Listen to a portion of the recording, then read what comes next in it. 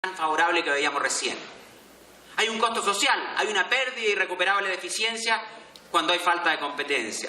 El monopolista, en el extremo, si quiere ganar más dinero, ya no lo hace sirviendo mejor a los consumidores necesariamente, sino tal vez vendiendo una menor cantidad y produciendo menos a más alto precio. Así gana dinero el monopolista, sirviendo mejor a los consumidores lo gana el que está en un mercado competitivo. Es decir, el efecto es justo el contrario. Teníamos, cuando hay competencia, mayor cantidad de bienes a menor precio posible, de la mejor calidad. Cuando falta la competencia, tenemos una menor cantidad de bienes a un mayor precio y probablemente de peor calidad, porque el monopolista, al no tener que competir, no necesita mejorar tanto su calidad, porque el consumidor estará obligado igual a comprar el bien. Y además de esto, que tenemos bienes de menor cantidad a más alto precio, el otro efecto de la falta de competencia es que si el poder de mercado del competidor imperfecto es suficientemente grande, existe el riesgo, no la certeza, pero sí el riesgo de que existan prácticas restrictivas a la libre competencia.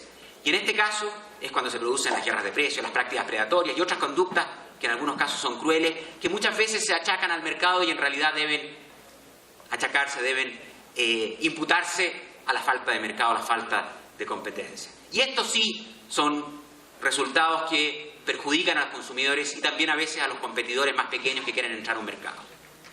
La libre competencia, entonces, en tanto atributo constitutivo del mercado, es el bien jurídico por el que la legislación de defensa de la libre competencia existe. Esa es la razón de ser de esta legislación y nos hemos dado cuenta que es una razón de ser bastante importante, que en la defensa de la libre competencia está en juego en buena medida el crecimiento económico de nuestras naciones. Frente a la falta de competencia, en realidad la intervención del Estado suele darse en dos formas.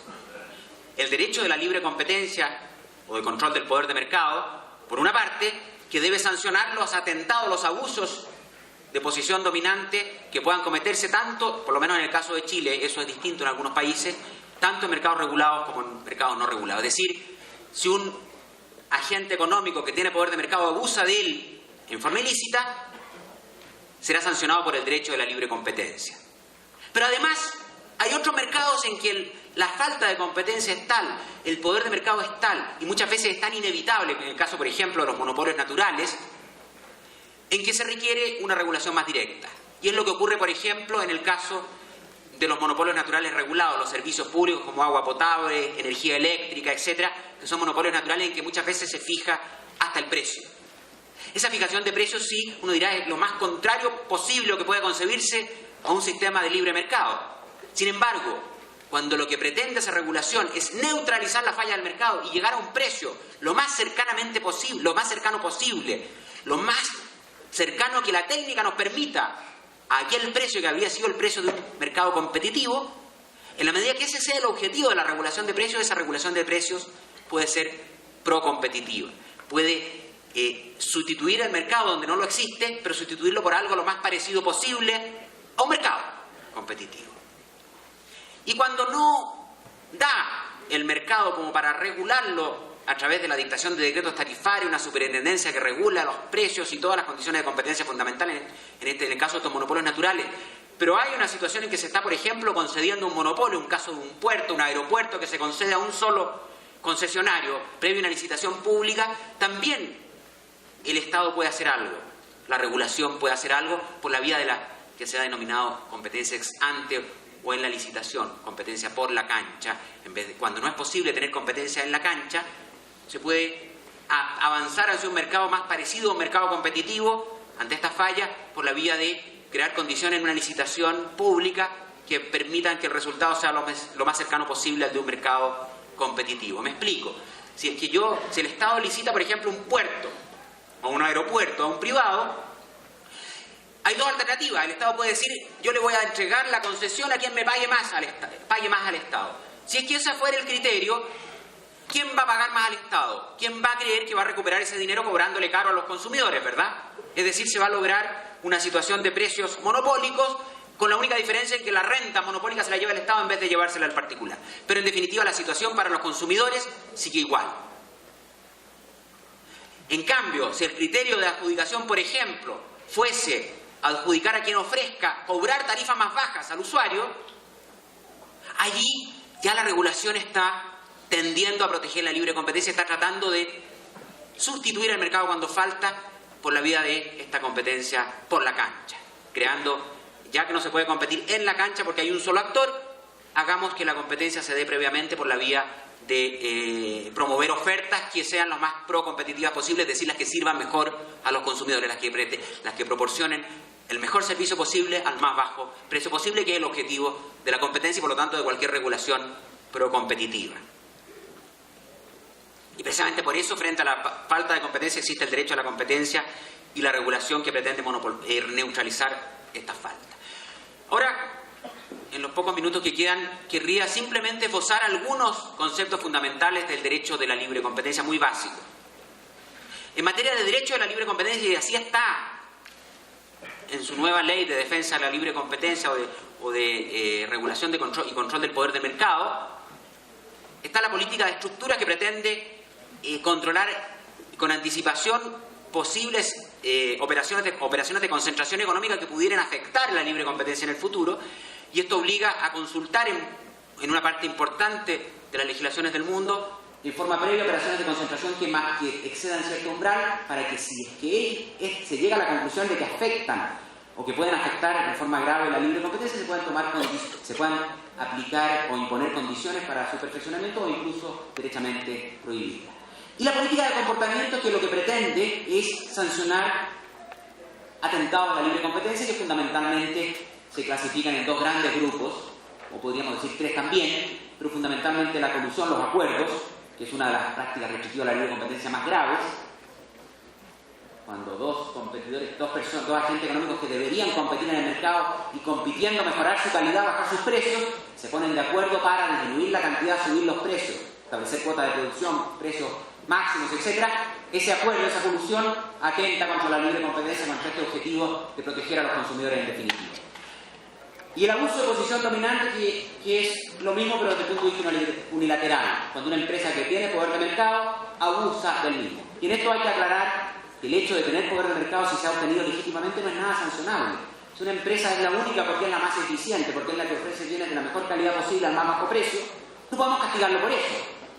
Pero tiene poder de mercado. Y si abusa del mismo, sí se le debe castigar.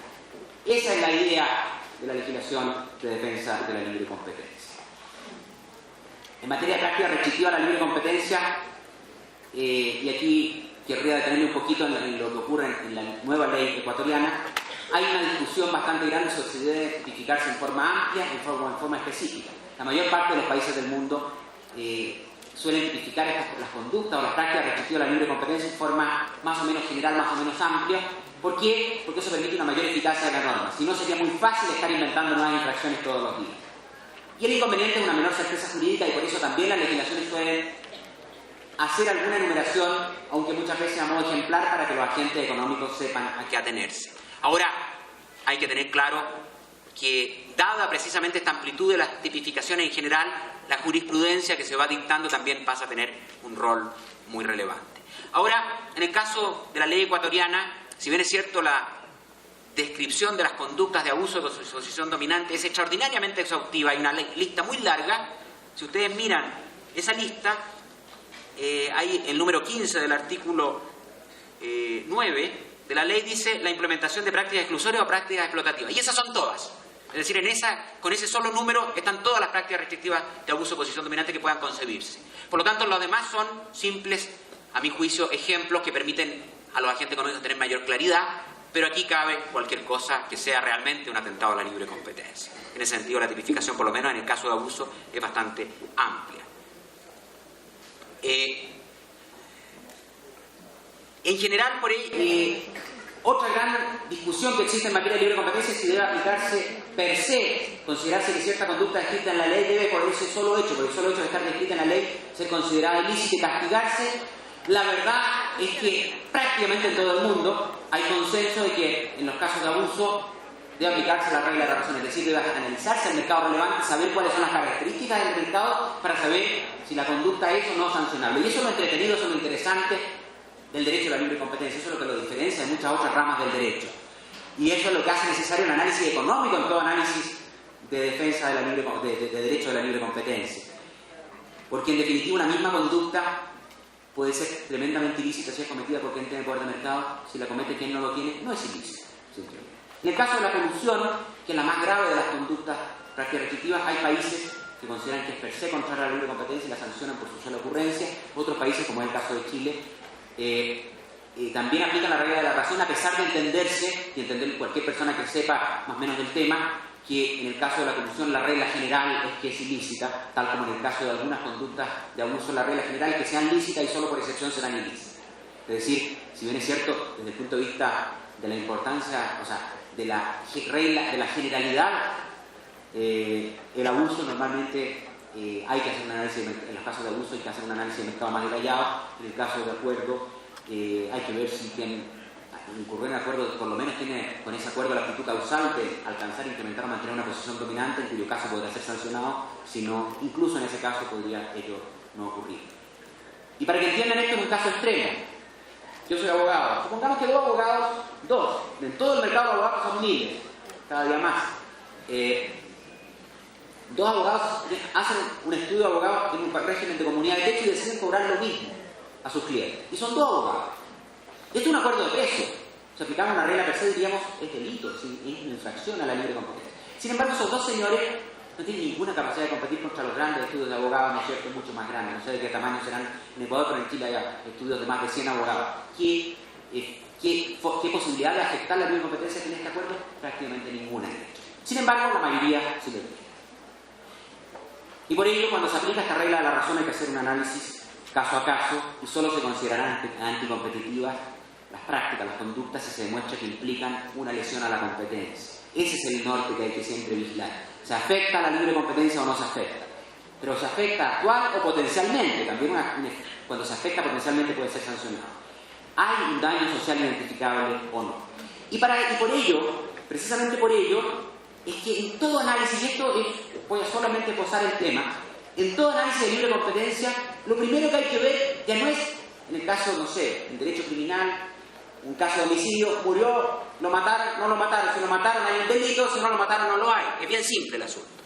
Después hay temas de imputabilidad, de otras cosas más complejas, pero en lo básico, si hay un señor que mató a otro, es asesino. En materia de libre competencia, lo primero que tenemos que saber es si tiene poder de mercado. Y si tiene